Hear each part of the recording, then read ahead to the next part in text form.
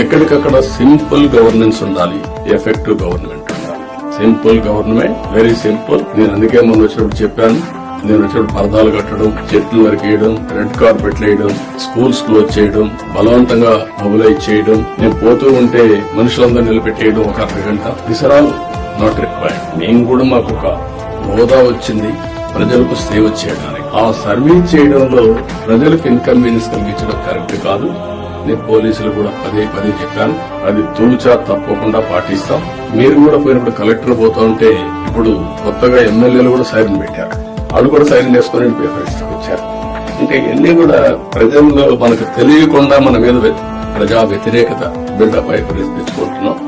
నేను అందరినీ కంట్రోల్ చేస్తున్నా. అడ్మినిస్ట్రేషన్ టోటల్ గా ఒక సర్వీస్ మూడ్ లో పోవాలి తప్ప ఒక అధికారాన్ని చలాయించే మూడ్ లో పోవడం మాత్రం కరెక్ట్ కాదని మీ అందరూ కోరుతున్నా.